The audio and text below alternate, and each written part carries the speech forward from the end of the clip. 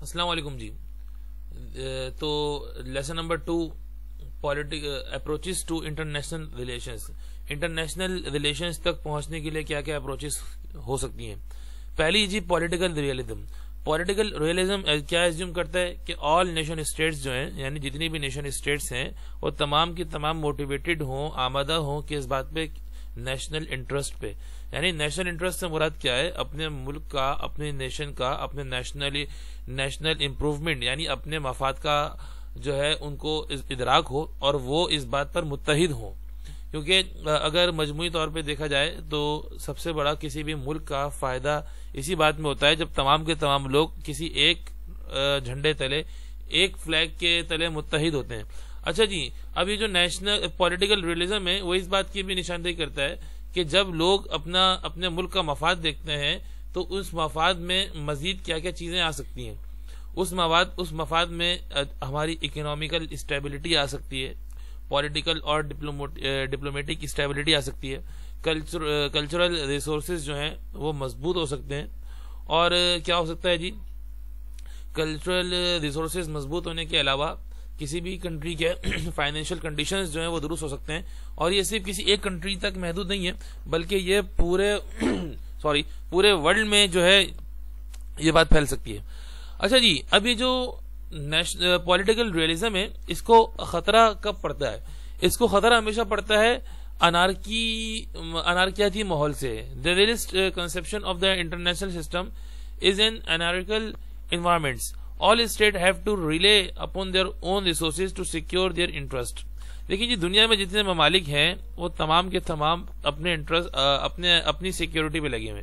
اگر کوئی ایک ملک اپنی انٹرسٹ پہ توجہ دیتا ہے تو وہ توجہ زیادہ سے زیادہ کیا دیتا ہے؟ اکنامیکل فیکٹرز کو مضبوط کرتا ہے، فائنینشیل فیکٹرز کو مضبوط کرتا ہے، اپنی آرمی کو مضبوط کرتا ہے، اپنی کنٹری کی سیکیورٹی کو مضبوط کرتا ہے. لیکن اس کے باوجود دنیا میں ایک انارکی کا ماحول بنا ہوا ہے. انارکی کا ماحول بھائی کیوں بنا ہوا ہے؟ کوئی ہولڈ کسی کا نہیں ہے. دیکھیں پہلے چیپٹر میں ہم نے پڑھا نا کہ جو لیگ سسٹم ٹوٹ گیا تھا اس کی بنیادی وجہ کیا تھی؟ کیونکہ کوئی کسی سے کچھ پوچھنے والا ہی نہیں تھا.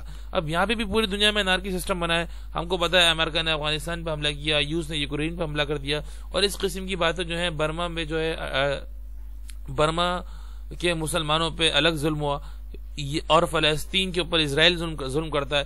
یعنی کہ کوئی کسی سے باز پرس کرنے والا اب رہا نہیں.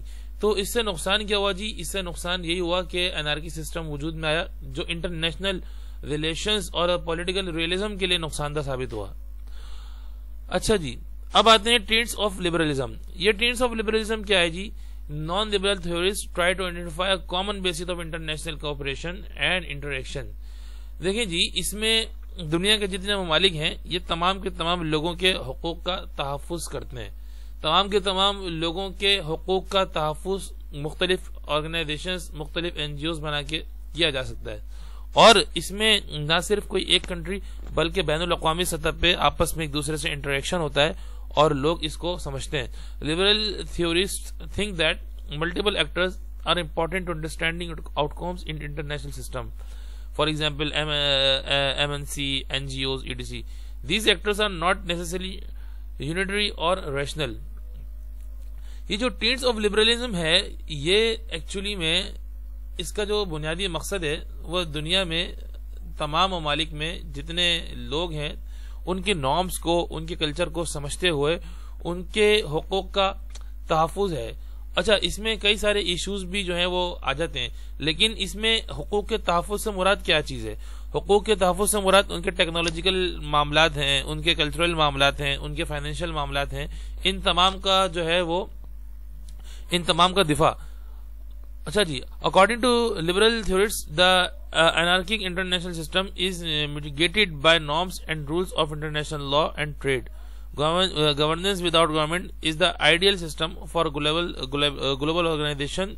According to liberals, are particularly against the interface of the government in economic process. انہوں نے جو تھیورسٹ ہیں لبرل تھیورسٹ انہوں نے صاف بات کی ہے کہ انارکی جو ہے نا انارکک سسٹم یہ انٹرنیشنلی لوگوں کی نارمز اور لوگوں کے انٹرنیشنل لاز اینڈ ٹریڈ کو متاثر کرتا ہے. کیونکہ کوئی بھی جو ہے نا بین الاقوامی سطح پہ ان چیزوں کی روک تھام کے لیے سسٹم نہیں بنایا گیا. اگر یہ اس سے اوائڈ کیا جا سکے اور تمام کے تمام کسی ایک رول کو فالو کریں اور جو بین الاقوامی رول بنائے گئے ہیں ان کی پاسداری کریں تو اس قسم کے معاملات نہ ہو. دنیا میں کوئی بھی جو ہے وہ اکنامیکلی پریشان نہ ہو, فائنینشلی پریشان نہ ہو, سب ایک دوسرے کے ساتھ متحد ہو کے رہیں. آئیڈیلزم کیا ہے جی؟ آئیڈیلزم ایک نظریاتی سوچ کا نام ہے جو کسی بھی کنٹری یا کسی بھی نیشن کے دماغ میں ان کے تجربات اور ان کے مشاہدات سے گزر کر وجود میں آتی ہے. Idealist regard realism as a passing phase of history. اصل میں یہ جو کچھ آئیڈیلسٹ جو ہیں وہ ریئلزم یعنی سیاسی حقیقت پسندی کو تاریخ کا حصہ سمجھتے ہیں. The invention of world free of power politics and violence. وہ کہتے ہیں, وہ یہ سمجھتے ہیں کہ یہ جو ریئلزم ہے یہ بالکل پاور پالیٹکس سے آزاد ہے اور وائلنس سے آزاد ہے.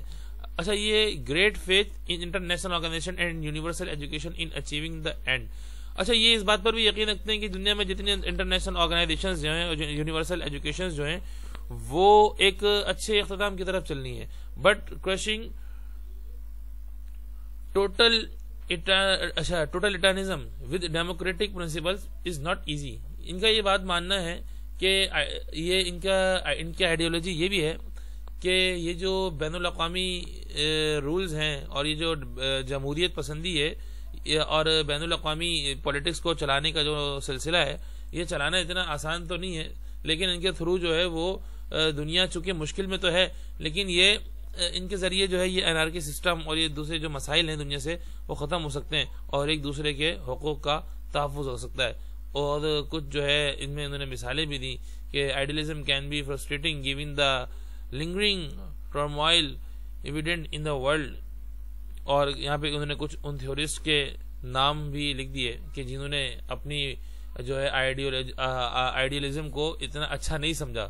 کچھ تھیورسٹ نے تو اچھا سمجھا اور کچھ تھیورسٹ جو تھے واقعتاً جو آئیڈیلزم تھیورسٹ تھے انہوں نے اس کو اتنا اچھا نہیں سمجھا.